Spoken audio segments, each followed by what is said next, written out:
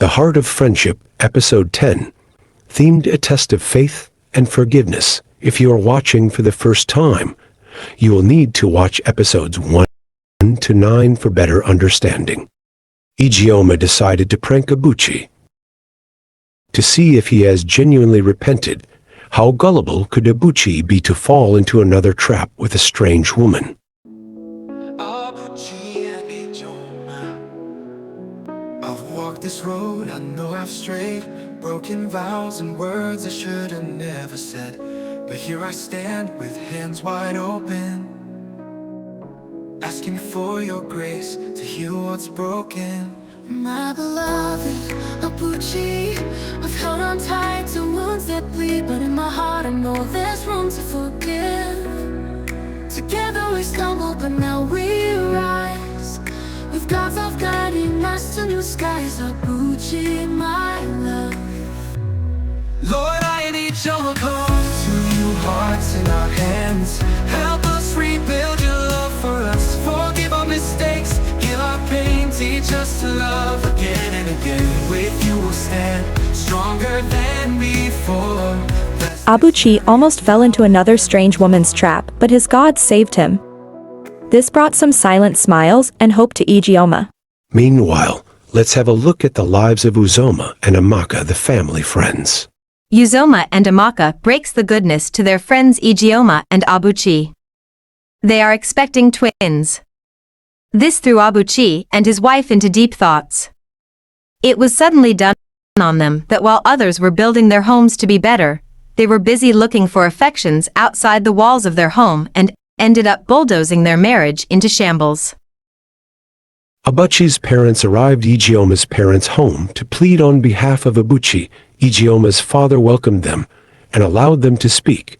He then lamented on the irresponsible behaviors of Abuchi towards his wife. Just then, Abuchi's mother began to adopt defensive mechanisms as she indirectly started pointing fingers at Ijeoma by saying that a woman should be up and doing in order to keep her man without cheating.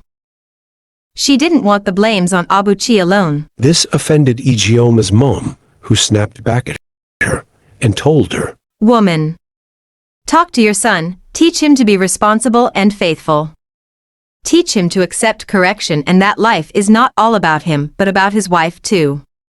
He sure inherited his arrogance from you." As Abuchi's parents left, Ijeoma's mother, with tears in her eyes, says, "How could they blame our daughter for their son's mistakes?" Ijeoma's father consoles her, emphasizing the importance of standing by Ijeoma during this difficult time. Ijeoma sits on the floor of her apartment, the room dimly lit by a single candle.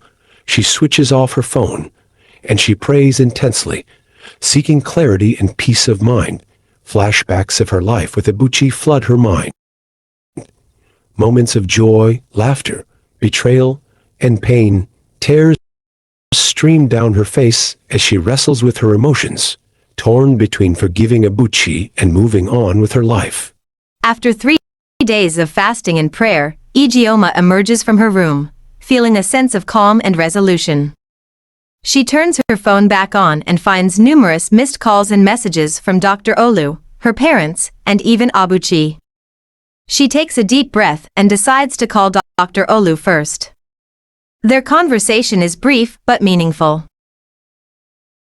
Ijeoma thanked him for his concern and explained that she needed time to reflect and seek guidance. Dr. Olu, relieved to hear her voice, tells her he understood and will respect her decisions. Ijeoma appreciates his patience and support, but didn't disclose her decision yet.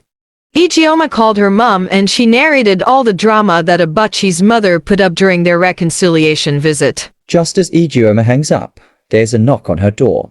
She opens it to find Abuchi standing there, looking haggard and remorseful. "Ijeoma, please."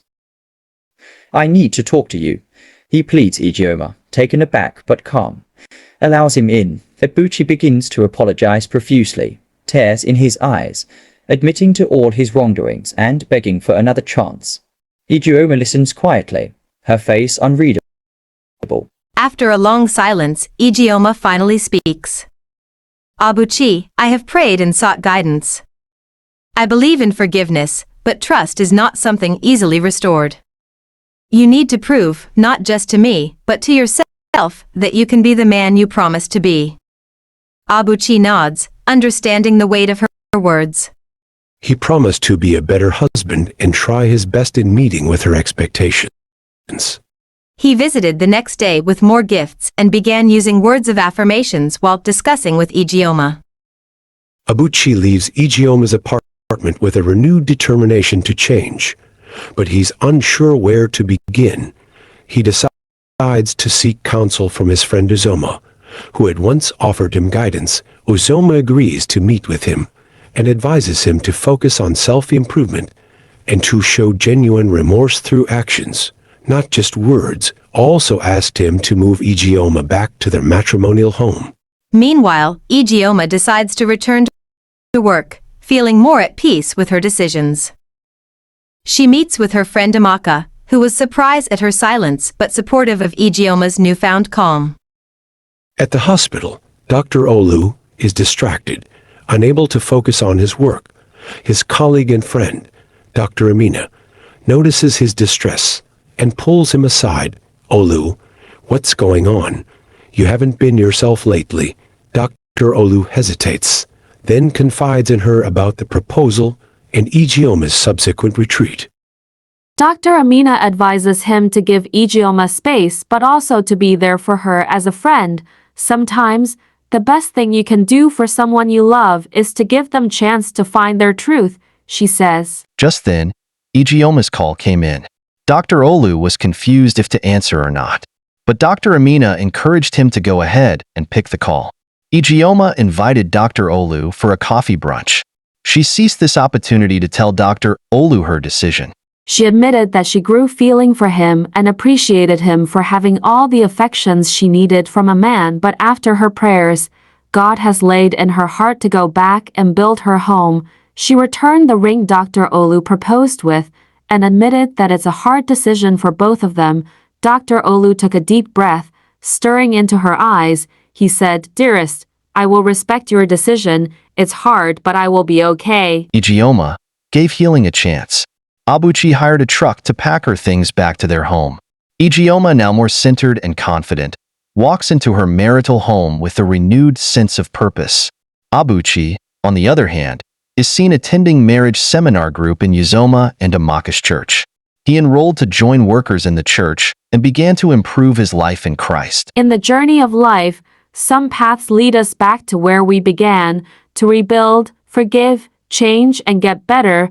Without forgiveness, no marriage can survive. To is human, they said, but to forgive is divine. Forgiveness is God's nature.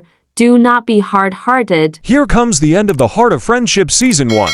I hope you had lessons to learn here. Coming up next on Season 2 of The Heart of Friendship, a podcast featuring Abuchi and wife Ijeoma, Uzoma and wife Amaka, Annie Green, Dr. Olu.